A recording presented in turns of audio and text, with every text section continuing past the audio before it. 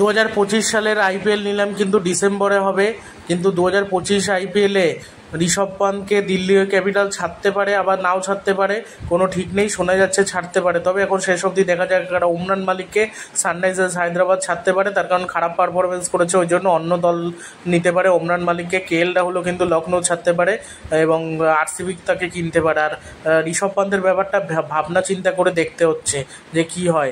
আর রোহিত শর্মা আর হার্দিক পান্ডে একসাথে খেলে নাকি সেটাই দেখার বিষয়। আমার মনে হচ্ছে খেলবে না, সেক্ষেত্রে আলাদা কিছু হতে পারে। আর কলকাতার এখন মেন্টর কে হয় সেটাই দেখার বিষয়, তার কারণ ভারতের কোচ হয়েছে গৌতম গম্ভীর, কলকাতার মেন্টর ছিল। এই জন্য অভিষেক নায়ার বা রায়ান তেন্ডুলকার সকলে কিন্তু ভারতের কোচিং স্টাফে রয়েছে, সেই জন্য অসুবিধা।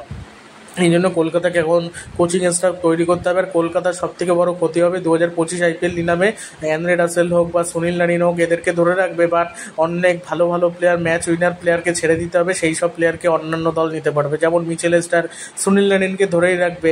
মিচেল স্টারকে আদৌ কলকাতা পায় নাকি ঠিক নেই নিলামে, বা সামনের বছর খেলে নাকি আদৌ সন্দেহ আছে। ভেঙ্কটেশ আয়ার আদৌ কলকাতায় থাকবে নাকি কোনো ঠিক নেই। শ্রেয়াসকে হয়তো রাখা হবে, শ্রেয়াস আয়ার, রিঙ্কু সিং, নীতিশ রানা আর তার সাথে অ্যান্দ্রে রাসেল, তিনজন ধরে রাখা যাবে। আর দুটো আরটিএম থাকবে, অথবা চারটে ধরে রাখা যাবে, একটা আরটিএম থাকবে। এবার কি হবে কি বলা যাচ্ছে না, 3-2 হবে অথবা 4-1 হবে, এবার কি হবে সেটা বলা যাচ্ছে না। আর সঞ্জু স্যামসনকে হয়তো রাজস্থান রয়্যালস ধরে রাখবে।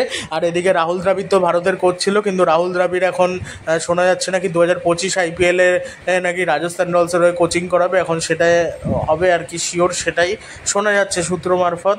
আর রাহুল দ্রাবিড়কে হয়তো ছেড়ে দিতে হতে পারে, এবার সেক্ষেত্রে কলকাতা নেয় নাকি এখন সেটাই দেখার বিষয়। এখনও দেরি আছে আইপিএল নিলাম, সেই সব নিয়ে তো আলাদা ভিডিও দেওয়ার চেষ্টা করবোই।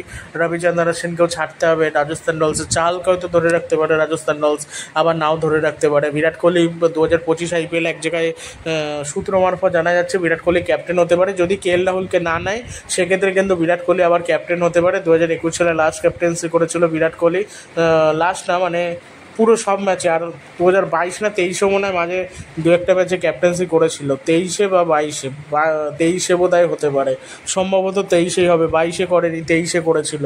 বিরাট কোহলির ভক্তরাই চায় আবার ক্যাপ্টেন্সি করুক, আবার অনেক ভক্তরা চায় ক্যাপ্টেন্সি যাতে না করুক। আর একজনে এক রকম চায়, অনেক ভালো ভালো প্লেয়ার সব দলকে ছাড়তে হবে, এবার অন্য দলে চলে যাবে। এক দলের হয়ে খেলতো আবার আরেক দলের হয়ে খেলতে হবে, এরকমই কিন্তু বেশিরভাগ হতে চলেছে। তো এখন শেষ পর্যন্ত দেখা যাক কী হয়। ভিডিওটি ভালো লাগলে চ্যানেলটি সাবস্ক্রাইব করে দেবেন এবং ভিডিওটি শেয়ার করতে ভুলবেন না। এই দুদিন একটু বিজি ছিলাম, ওই জন্য আর ভিডিও দেওয়া হয়নি, এই জন্য এই আপডেটগুলো পেলাম, এগুলো দেওয়ার চেষ্টা করলাম। সামনে আরও আপডেট পেলে সব দেওয়ার চেষ্টা করবো। তারপর আবার সামনে সিরিজ রয়েছে, ওগুলো আবার দেওয়ার চেষ্টা করবো, সিরিজের ভিডিও সব বিস্তারিত দেবো। ভিডিওটি ভালো লাগলে চ্যানেলটি অবশ্যই সাবস্ক্রাইব করবেন এবং ভিডিওটি শেয়ার করতে ভুলবেন না অবশ্যই। শুভমান গিলকে ধরে রাখবে, রাশিদ খানকে ধরে রাখবে, গুজরাট টাইটান্স এরা তো ধরে রাখবে। ফাফ ডু প্লেসি ক্যাপ্টেন্সি হয়তো সরিয়ে দেওয়া হতে পারে, ক্যাপ্টেন্সি থেকে ভালো করতে পারেনি, তাই ঋষভ পান্তেরটা ভাবনা চিন্তা করা হতে পারে। শেষ পর্যন্ত দেখা যাক কী সিদ্ধান্তে আসে।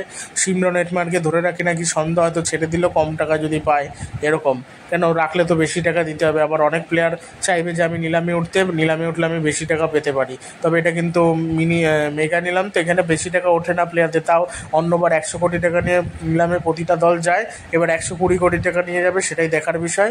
আর বুমরা নাকি শোনা যাচ্ছে মুম্বাই ছাড়তে পারে, কিন্তু মুম্বাইকে যেভাবে হোক মুম্বাই রাখার চেষ্টা করবে, বুমরাকে হার্দিককেও রাখার চেষ্টা করবে, কোনোভাবে ভালো প্লেয়ারদের, সেরা প্লেয়ারদের ছাড়তে চায় না। ব্র্যান্ড ভ্যালিউ বলে একটা ব্যাপার থাকে, তো সেই জন্য নিহাল ওয়াদেরা, তিলক বর্মা এদেরও অন্য দলে যাওয়ার সম্ভাবনা রয়েছে, অন্য দল যদি কেনে। এরা ভালো প্লেয়ার, তিলক বর্মা, নিহাল ওয়াদেরা খারাপ প্লেয়ার নয় এরা। নিহাল ওয়াদের একটু স্লো, সাই সুদর্শন কোয়ালিটির প্লেয়ার নিহাল ওয়াদেরা অনেকটা, আর তার থেকে একটু বেশি মার্কেটে তিলক বর্মা। নীতিশ কুমার রেড্ডি 1 বছর ভালো খেলেছে, হায়দ্রাবাদ নিশ্চয়ই ধরে রাখবে না, ছাড়তে হবে। অবশ্য আবার ধরে রাখতে পারে, ধরে রাখলেও আর নিলামে উঠলে হয়তো টাকা বেশি পেলেও পেতে পারে। একজন অলরাউন্ডার তো অলরাউন্ডার সবসময় বেশি পায়। 3 জনকে হয়তো ছেড়ে দিল, কিন্তু নিলাম থেকে আবার নিয়ে নিল সানরাইজার্স হায়দ্রাবাদ। এরকমই হয়ে থাকে আর কি, এরকমই হবে বলে আমার মনে হচ্ছে। তো এখন দেখা যাক কী হয়, শেষ অবধি দেখা যাক কী হয়।